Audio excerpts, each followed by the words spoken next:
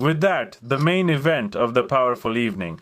So while Zelensky is pondering democracy and the government is just swapping one minister for another, basically rearranging the beds in this wonderful institution, the territorial recruitment centers keep doing all sorts of things and these horrors just keep getting worse and worse. Sometimes it seems like you can't hit rock bottom, but it turns out you can.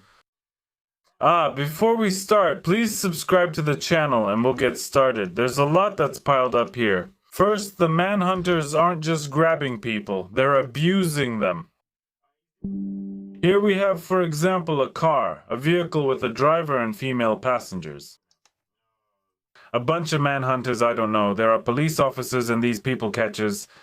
Just think how many there are, sending this whole group to the front where people are scarce. These are healthy people chasing others. But no, they're draining people's health, including mental health, by the way. We'll also talk about the quality of those who are joining the army, the Ukrainian armed forces, in a moment. And here, the guys from the enlistment office are completely wrecking the car as well. As always, I can't show this video simply because YouTube forbids it. You can watch it on my channel, on my Telegram channel, by pointing your smartphone or tablet camera at this QR code or by following the link in the description. That's if you're watching me from a mobile device. And what do these guys do next? They spray women, they force the car open. So, they're handling someone else's property as if it's their own. Or rather, as if it's really someone else's, because you wouldn't break your own stuff. They're trying to pull the person out. That's it. That's the so-called mobilization. The gentle mobilization is over. Everyone is leaving, including the police. These wonderful law enforcers who exist on the money of the people they are hauling onto buses are just standing there and protecting the people catchers who, according to one government official, get paid by those who don't want to be hauled onto buses. As far as I remember, it was a lawmaker with a broad, complex face who suggested raising the people catchers' salaries. I've already shown that video. Just imagine, they even want to give the people catchers a raise. And he was explaining the reasons why he was suggesting this. Well, simply because most likely if they get a raise, they won't take small bribes from people who again don't want to serve. And now let's see who they are actually taking to the front. Here the front line is shown. Here real soldiers are shown. You can see the conditions they're in. So these are the ones, let me emphasize once again. Those bearded frontline guys with their neat, slicked back hair and sometimes even manicures, both men and women, who supposedly film videos from the front line. You can't do that. This is the real front line. Here they're in some kind of shelter. Some soldier is having his socks changed. And do you know why? Because he has mental problems. He's got the development of a 5-year-old child. So there's this grown man sitting there and he doesn't just think of himself that way, he actually behaves that way. And his intellectual development is at the level of a 5-year-old child. Kashnik needs to be simply thrown out, that's it, and... The military, of course, suggest also paying attention to the military recruitment officers who allow this kind of thing. But kill a healthy one, let's see, right? Yeah, he's really well like a child, damn. You're fucked up. So can you put your shoes on? Or what? Well, just imagine how far things have gone. And what's most interesting is that these people haven't become hardened yet. Despite the horrors they face every day, I mean real soldiers, they understand this person's problems and try to take care of him as best they can. Lie down, Seryoja. Why do you need your boots now? Lie down? Yeah? You want to put them on? Okay, go ahead, go ahead. Hey, did he get any worse over time? Worse. Yeah, it got worse. So it's definitely worse. On the way here. Yeah, it got worse.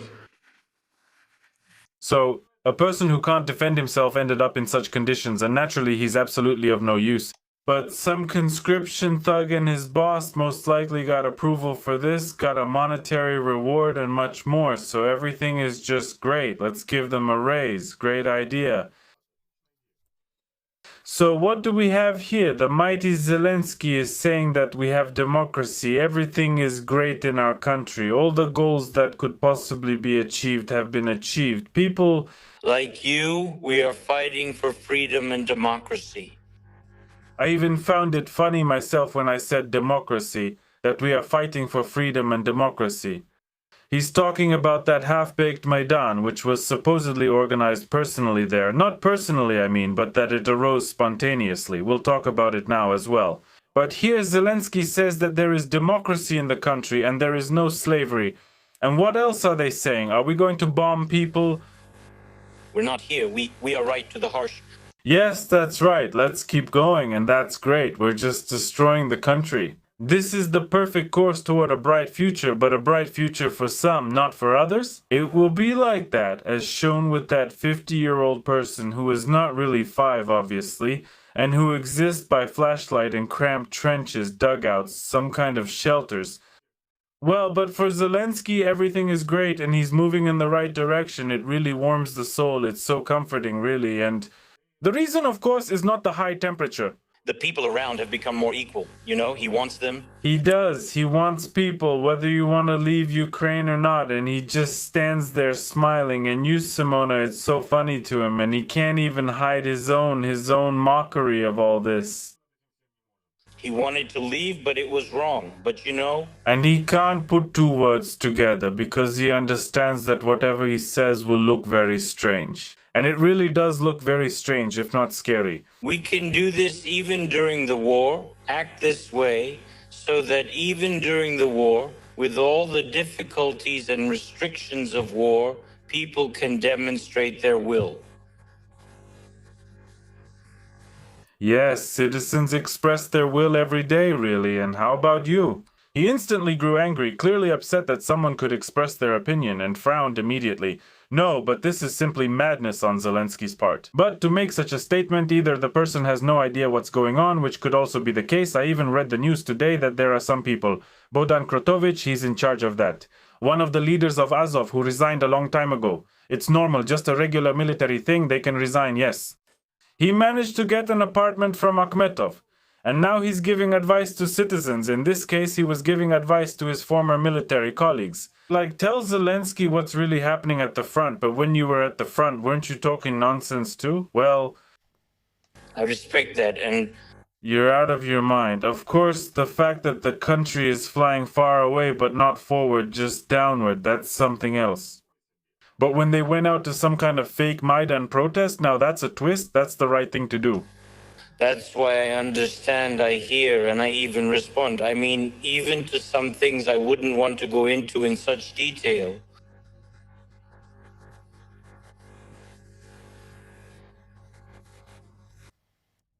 It stopped being clear whether they meant everyone would get a bowl of rice or something else or something else.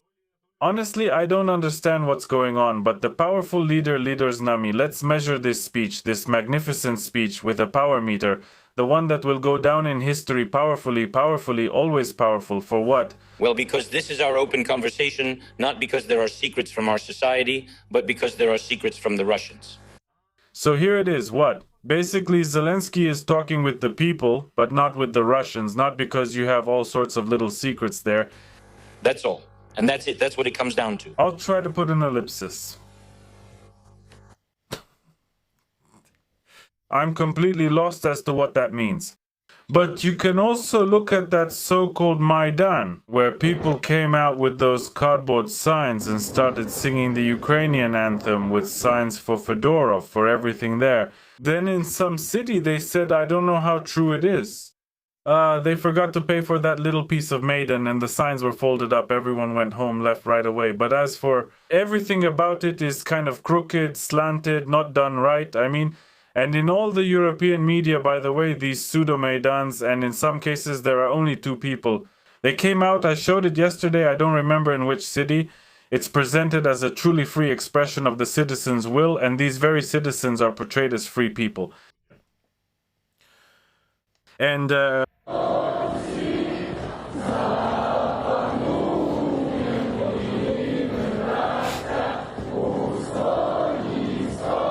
so yeah, that's how natural all this is. So they decided like, hey guys, let's sing the Ukrainian anthem. And everyone was like, yeah, let's do it. Apparently that's how it all happened. No organizers, nobody in charge, but everything was great. Then, about democracy. There's an investigation going on here regarding the destroyed city that's mentioned in the headline. Also, Vishneve near Kyiv, where there was a Ukrasby warehouse, that warehouse in this the HE-908 or a Russian drone. All of it detonated and wrecked the city, way worse than any FAB bomb.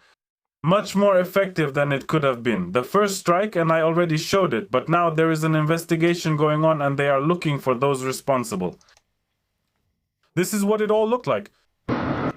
I'll mute the sound here because it's very intense and obviously people are swearing.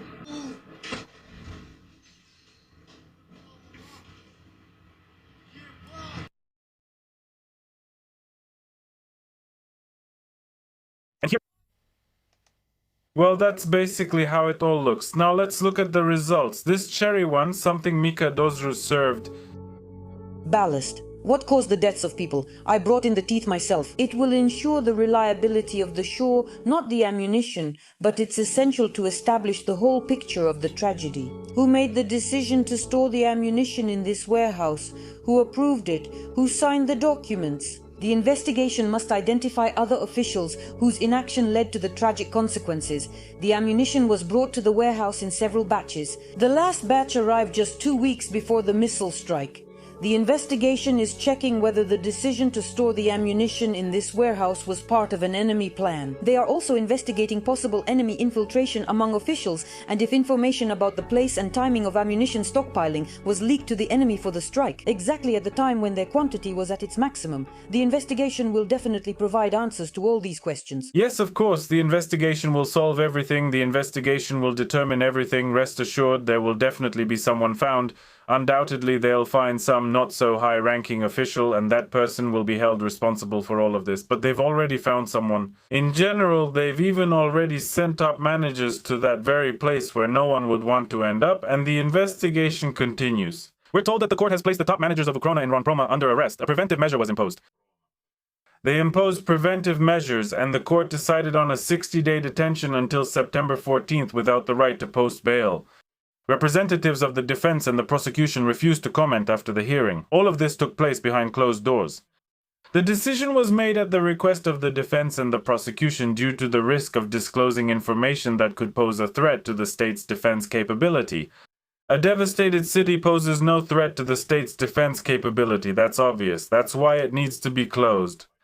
According to the information, the general director is already being held in the detention center and so is the deputy. They stored ammunition in warehouses not intended for that purpose, without the necessary permits. The hangars were located close to residential buildings. Of course, no one knew anything about this. The city residents, of course, didn't know and didn't report it anywhere. The problem is that naturally everyone knew about it. But only if it's, for example, a man. If you report somewhere that, we have this kind of problem here, you'll be locked up right away. A woman, but together with her family, they'll be locked up or something else will happen or she'll be fired from her job. Democracy, planes are flying, they're going to bomb. Here, everything is very powerful. Well, when did all this happen? On the night of July 6th, a large fire broke out in the city of Vishnev and secondary detonations began. 9 people died on the warehouse grounds. But the problem, of course, is huge with the loss of life, but what's even worse is that the homes of dozens, even hundreds of people have been destroyed. 253 private houses and 27 apartment buildings were damaged, leaving hundreds without insurance payouts. Who's going to help them? What are you talking about? If they do pay anything, it'll be what some basement is worth for a normal 3-room apartment, as has happened more than once. Zelensky has already said there that everything promised to the people needs to be provided. Well, he said that in front of the cameras, of course, but then you know how it goes. Out of sight, out of mind, as they say once he's away from the cameras. And then, is he really going to check if someone actually got anything or not? Of course not, that's obvious.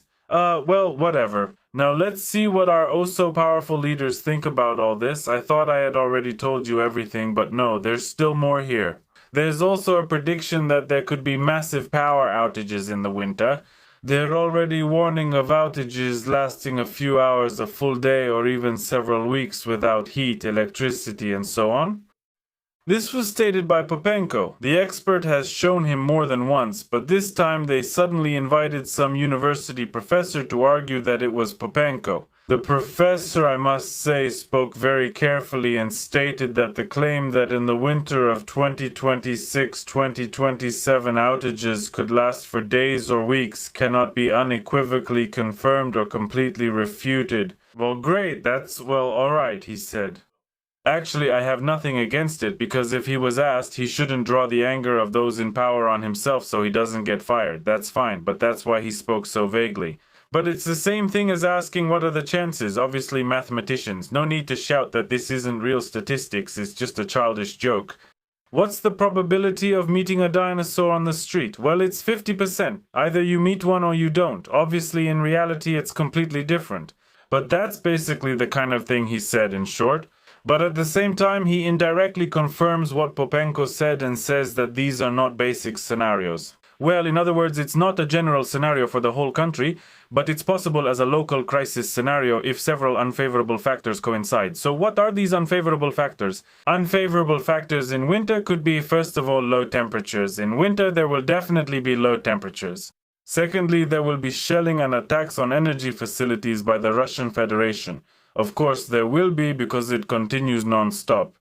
Thirdly, there will be a load on the power grids. There will be because people will turn on heating devices if there is no central heating, and most likely there won't be because, again, the district heating sector is down. The district heating utilities and combined heat and power plants have been destroyed. And here you have three unfavorable factors at once. And then he says the following, that if we talk about the whole country, then prolonged and multi-day outages for millions of consumers are unlikely.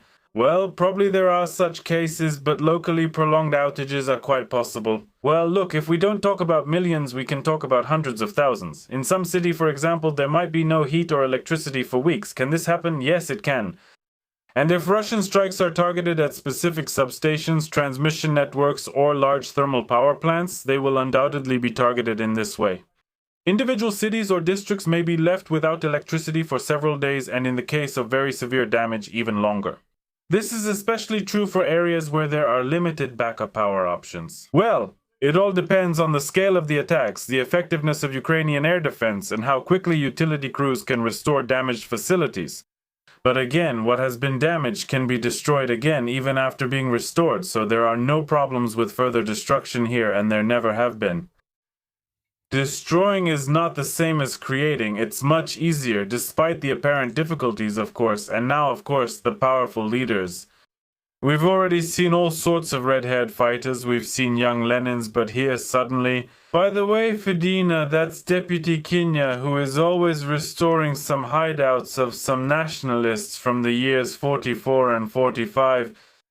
Together with an extremely tanned journalist, he is discussing a completely ordinary thing. Fedina, criticizes Zelensky, and she does it in such a way that, well, I haven't heard anyone else do it like that. It's really intense. Let's listen. And the root of the problem is Volodymyr Alexandrovich Zelensky, the Supreme Commander-in-Chief. He is focused on political games. People mention Fedorov and the incompetent servants of the people, but everyone seems afraid to name the real problem. It's Volodymyr Alexandrovich Zelensky who today, having usurped power and the media space, is pursuing some personal interests that have nothing to do with the interests of the people. Well, here I really have to take back all my words about Fedina and give respect and appreciation for this one phrase. Why? Well, because not every leader in the country and a lawmaker is essentially one of the people running the country, even if they're hired, but still managers. High-ranking ones, not everyone would dare to do something like this. I remember before Anna Skorokhod, by the way, Taras Jurist really liked her as a specialist. I don't know why they stopped showing her. Something strange is going on. By the way, hello to Taras if he's watching this video. And suddenly it seems that Fedina took over her role, and here's what she said. Well, I mean, she really voiced the thoughts of many people who are trapped in the country. But we also have the opposite point of view. For example, there's Yuga, the powerful Tigminator, who returned from the all-consuming war in which he was directly involved. I go to the movie theater to see Cool Warrior, and well, I just can't believe what I'm seeing. Well, I mean, somewhere he was destroying dumplings with Vareniki. He turned out to be such a strong fighter that after getting sick and treated for a few weeks, he recovered, but now he can't go to the front, so it's extremely difficult. The journalist doesn't look at him very intently, but he's gonna talk about, well, about the enemy's throat. In short, Some go for the enemy's body with their teeth, but Yuga, he goes for the enemy's throat. Right now, we're holding the occupiers by the throat in Crimea and at the Zaporizhia Sea Plaza, and the rule is only for Zaporizhia. It's Zaporizhia, not Zaporozhye. I don't know where that bridgehead is or what this Zaporozhye is supposed to be. And Zaporizhia, if that's in Ukrainian, or Zaporozhye, if that's in Russian. And Zaporozhye, that's, well, never mind, I won't say it. I have a lot of thoughts coming to mind about what it could be, but I won't voice them. If you capture an enemy and want to strangle him, the main rule is not to ease pressure. You've just listened to a rookie fighter's course from Yuga. That'll be 5,000 from each of you. This is insane. And those wild eyes, like he's already started started grabbing everything by the throat. I think that was Gordon. He was also ripping out Adam's apple or something. He was in blue shorts and in that yellow tank top, so he ended up as Yellow and Blue Gordon. Here's Terminator at Elimination South. You're the Adam's apple switch. Element Elimination South. If you let him go and he drinks, it'll all start again. And there can't be any political process at the price of a military refusal to finish off the enemy. Because in war, the main thing isn't ratings, but rankings.